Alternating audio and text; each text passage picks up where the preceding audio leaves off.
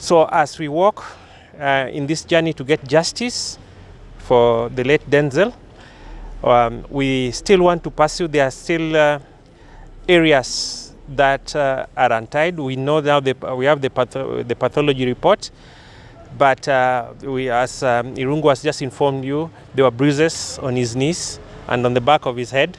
And at the time he was put in the water, he was still breathing.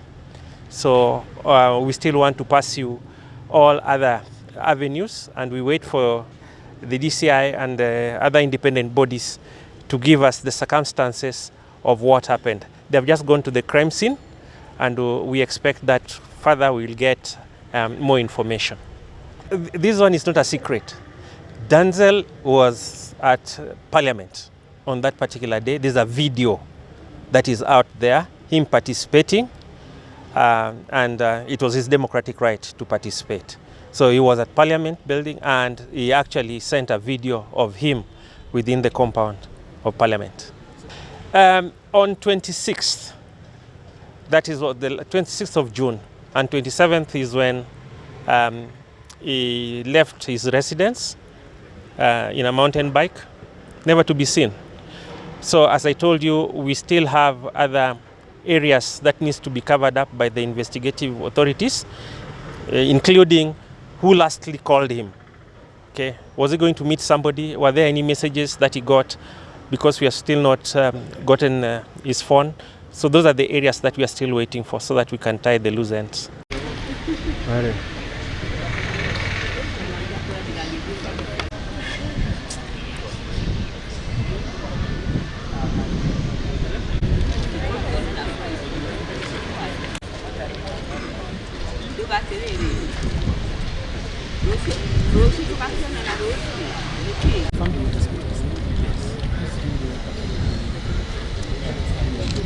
Maana akipitisha kioo, kuna ujumbe utatuma kwa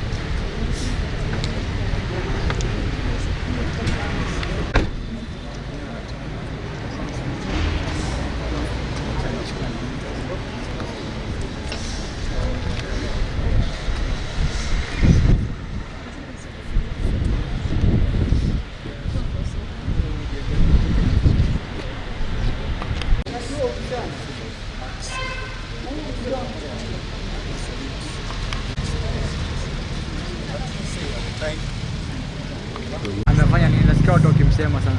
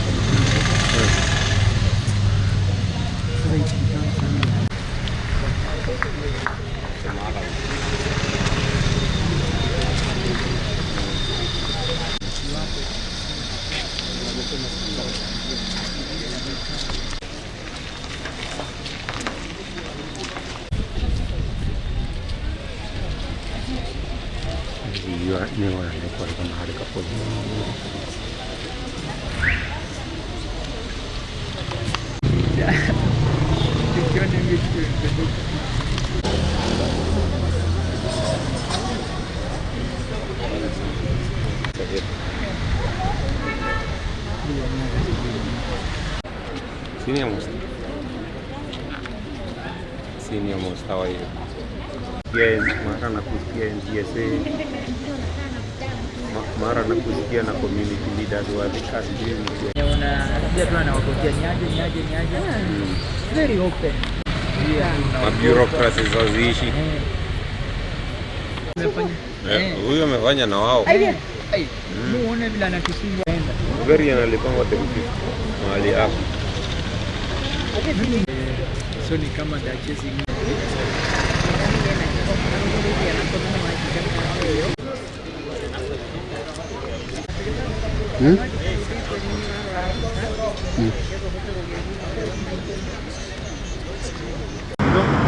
Investigators at Juja police station say they are still waiting for any witness to come forward and at least share details on the alleged abduction of Denzel Onyango, as this will be crucial as part of the investigation.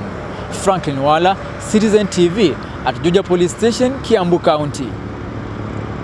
Makachero wanasema wanasubiri ripoti ya mtu yoyote aliyeshuhudia madai ya Denzel Onyango kutekwa nyara. Wanasema hili litakuwa muhimu katika uchunguzi wa kilichojiri. Franklin Wala, runinga ya Citizen, katika kituo cha polisi cha Juja, County ya Kiambu. And what we have been informed by the pathologist is that he died by drowning. They have uncovered that he has a bruise to the back of his head and also bruises on his legs, and this will continue to be investigated.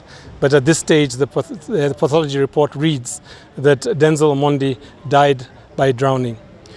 As Amnesty International, we have followed this case very closely because we have been very concerned by the circumstances around which Denzel Omondi went missing. And just to follow the the timeline, we know that on the 25th of June, this QS student, Dennis Omondi, was protesting at the National Assembly. On the 26th, he was seen at his university, and on the 27th, he disappeared. On July the 6th, his body was discovered floating in Mashmoni Quarry in Juja, and this for us has been very suspicious. So we are here essentially with the Independent Medical Legal Unit, with the Independent Policing Oversight Authority, with the Kenya National Commission for Human Rights, to essentially make sure that he deserves a thorough post-mortem into the cause of death. We demand a credible investigation that is independent, that is thorough, to reveal and prosecute who it is that may have contributed to the death of Denzel Omondi. What we do know is that he was seen on university campus on the 26th.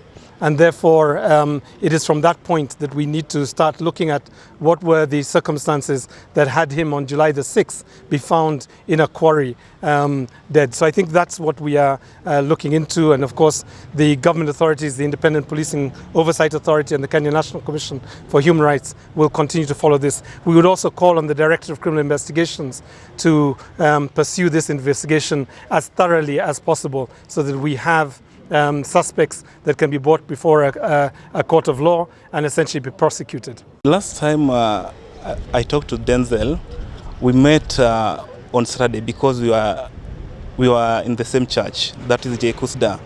And through the conversation we had with Denzel, there was nothing which was like giving him any worry. Even the day he was going for the Mandamano, that is on Tuesday, occupying the parliament, there was nothing that showed that Denzel was in any way that could make people to look for his life.